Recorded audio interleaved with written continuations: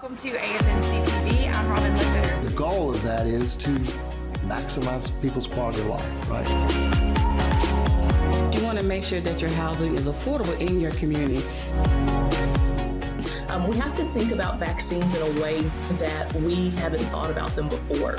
I had a lot of the legislative adults who were very creative. Down on the floor and play with their kids. AFMC TV, thanks for watching and have a great day. Welcome to AFMC TV. I'm Robin Ledbetter. Thank you for joining us. Today I have with me Greg Adams, and he is the Arkansas Children's Hospital coordinator for the Center for Good Morning and Staff Bereavement Support. Greg, thank you so much for being here. Glad to be here. So tell us a little bit about your work and what that entails. Well, part of my work is doing grief support groups for families in the community. So we've been doing this since 1995 for children K through 12 who've had a death in their lives, a parent, grandparent, sibling, friend, any relative. And so we do those groups twice a year, 8 weeks. Also for the adults in the family can come. And typically we have 20, 30 kids come every time. And then we expanded from that to do more things in the community around grief and loss. So I do some educational things in the community for community groups or professional groups around grief and loss. And then in the hospital, I'm involved doing education and support for staff. And we have several different programs that I get a chance to work with and with our doctors and nurses and other health professionals.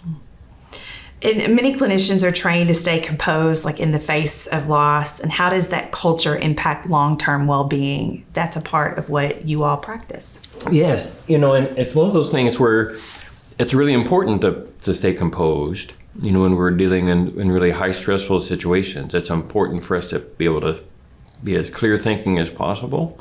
And so we can do the job that we need to do for patients and for families. The challenge is that when the crisis is over or when the time is over, the human response that we have to what we're seeing, the pain or suffering or the scary things that we get to see, it doesn't go away. It's there waiting for us. And so it's helpful to find ways to process it and let it come through us so that it doesn't become a burden or affect us in ways that we don't want that could impact how we do our relationships with future patients and families, or even how we have our relationships with the people that we're going to go home to. And from your perspective, what is the hidden grief of healthcare work that many providers may not fully recognize? I think there's at least two things that come to mind when I think about grief for healthcare people or helping professionals in general. One is that, most of our training is how to help people. It is not how to live with being exposed to suffering and pain and loss. And some of the times, we may, depending on what your area to work in, you may be with somebody at maybe one of the most important days they've ever had, maybe one of the hardest, most difficult days they have. But that's, for you in some ways, that's Tuesday. And then you're going to do that again, and maybe later that day or the next day and the next day. And so how we get impacted by that is something I think that most of us are not well prepared for. And so I think one of the griefs is that we lose the way we used to look at the world, because we see the world differently now, because we've seen some of the ways that things can go wrong and some of the things that people have to bear in ways that we didn't know before. So we can't look at the world the same. And then I think another thing is that most people in helping professions, they come in and with some idealism, they want to make a difference. And they do make a difference, but they don't make as much difference as they want, because the problems are too big. There are too many, there's too many people, the problems are too big, systems don't always work. Some things, even if we had all the resources and time, they're just not solvable. And so I think that we end up having to live with our own limitations about what we want to do. I don't think most healthcare professionals go to sleep, or have trouble going to sleep because they're thinking about what they accomplished. Most of them are thinking about what they were not able to do. And often, not because anything they did wrong, it's just because the problems are so many and so big. So repeated exposure to trauma and loss can change providers over time. What does that look like in a real world practice? One of my favorite writers is a physician and counselor named Rachel Naomi Remen, and she has a quote about that, you can't expect to be exposed to suffering and loss and not be impacted. It'd be like going through water and not getting wet. And so, we're just going to be impacted. And so in some ways, there are positive things. We become accustomed and to what we see. And we develop some muscles for that, emotional, mental muscles, for how do we see the kind of things that we see on a regular basis. And that can be a real positive thing, because it helps us then to understand the territory and not be as distressed when we see things, so we can focus on what we can do to help. The worry is that what can happen too is that sometimes we can become numb, because we protect ourselves from the distress that we see, and we can get caught in being numb, and we can get burned out, or we can lose our chances to get satisfaction out of what we do. But one of the things that we are seeing too is that there's a thing that called post-traumatic growth, that in fact at our hospital, one of the programs that I do is we're recruiting right now for healthcare professionals. We're going to do some post-traumatic growth groups this summer. And the idea is that many times when people experience trauma, are exposed to trauma, they find ways to grow. They have deeper insights, more gratitude about life. They have a greater sense of purpose. It doesn't mean that they don't have pain and distress, but they find ways to grow. And so I think that it's a mixed effect when we get exposed to some of the things we get exposed to. It can make us better people and help us to be better people and wiser and better at what we do. It can also sometimes put us in a place where we're not as healthy. And you say groups, so talking to those that have dealt with it, overcome it, learning to cope makes a difference too. Yes, I think very much so. Yeah, there's a body of research around this idea of post-traumatic growth.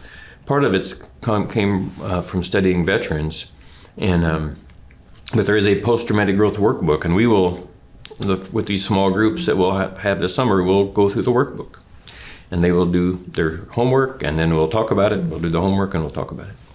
And what are some small practical ways providers can protect their mental wellness during a typical workday? I think that one of the things is to build in some pauses, so that they're not just going from thing to thing to thing. Because what we want to do, I think, is hold out a goal of having a reflective practice, so that our practice in how we do things, we have an opportunity to think about it and process it some, and try to see what we want to learn from it and make some meaning from it. And we also, we're not wired to sprint all the time.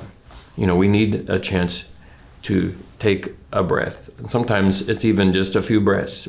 And there are some practitioners, I think, even before they go into a hard conversation or to a patient's room, they take a few breaths, and they purposely will breathe in some compassion for themselves, because what they're getting ready to do is not easy. And they will think about breathing out some compassion for the people that they're going to be working with, because what they're dealing with is not easy either.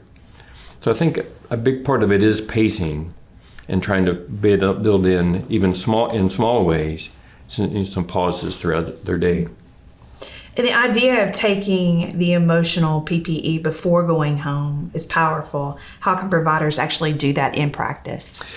Yeah, I think to me that's been a helpful way to think about it. That we go into very difficult situations, we put all this protection on because we need to protect ourselves. And we do that emotionally too sometimes, because again, we need to protect our clear thinking, because our patients and families deserve us to be clear thinking. But we want to get rid of it as soon as we can. That protection that we have, just like we don't want to go home with our mask and gown on to see our family, we don't want to go home with those same kind of barriers between us, between other people. Part of what I think helps us with that is if we have some chance before we go home to talk with our peers and talk a little bit about what the day was like, and to process that out. I know some of my peers, they'll use their commute that way. They'll use their commute purposely to help them to think about it and kind of de-stress, before they get home. And I had one person tell me one time what worked for them is, as they were going home, there was a landmark. I don't know if it was a bridge or an exit, but in their mind, they thought, as I pass that, I am putting work down. And I'm going to start changing my focus to what's waiting for me at home and who's waiting for me at home. And then when they came back to work, as they passed that same landmark, they in their mind picked it back up. Like flipping a switch. Yeah, and to take it back again. And that was really helpful for them. How can self-compassion be realistically incorporated into the healthcare culture where expectations are so high? Yeah, I've become a real fan and supporter of self-compassion. I think we don't talk about it enough and educate people about that enough. I was taught in my training and just growing up, all about self-image and self-esteem, but that's really a roller coaster, for most of us. Something goes well, we feel great. Something doesn't go so well, we don't feel great. Self-compassion can be something that can be much more steady. And one of the things that helps is that there are high expectations in healthcare. And one thing that sometimes people worry that, well, if I'm compassionate to myself, then I'm not going to work as hard. But that's actually not what the research shows. It shows that people don't work any less hard when they are compassionate to themselves. They're actually able to better face their mistakes and regrets and the things that they don't get accomplished because they're not as fearful about those mistakes. And then that helps them to do a better job. Compassion in general helps us to do a good job when we're compassionate to the people that we serve because we want to do a good job for them. And so it increases our quality. And then when we're compassionate to ourselves, we can live with the things that we leave undone, either because it's not possible or because nobody's perfect. And can you explain the difference between operational debriefings and supportive debriefings and why both matter? Yes, so we do operational debriefings probably like many other healthcare institutions, much more. And it's, for instance, like after we might have a code where we try to resuscitate a patient, whatever the outcome is, then the team will gather together and do a debriefing. And they will say, okay, and that operational part is around 2 questions typically. So what went well and what could have been done better? And those are really important questions because the things we do well, we want to recognize them and feel good about them and do those some more. And if there's something that didn't go well, if there was a communication breakdown, if we didn't have the supplies where they needed to be, anything like that, we want to fix that and learn from it for next time. Supported debriefing is different. It more, instead of asking those 2 questions, it's asking, what happened? What was it like to be in that experience? What was particularly challenging about being in that experience? And what's going to help us to live with that experience, going forward? And so we ask those kind of questions. Those take longer. Those are not mandatory when we do have them. Those are voluntary for people to come and to do them. But we found that those are helpful for the people who take advantage of them. And I think even those who don't choose to be a part of them, to know that it's there, I think makes a difference too. I think about it sometimes like, if I get invited to a party and I can't go, I still feel there's something positive about that I was thought about and people wanted me to be there. And I think that sometimes that can be true for some of these efforts too. So what is one mind shift set you wish every healthcare provider in Arkansas would adopt when it comes to their own mental health? Probably it would be that idea of self-compassion. I tease sometimes at the work that I do at the hospital. I said, I will never lead a class like on an advanced self-criticism because we've got that. We are a hospital like probably every other hospital that is full of type A personalities who are high achieving, very motivated, driven people. That's how they got to be where they are, whether they're the nurse or the respiratory therapist or the physician or the social worker. They got there because they worked really hard and they had high standards.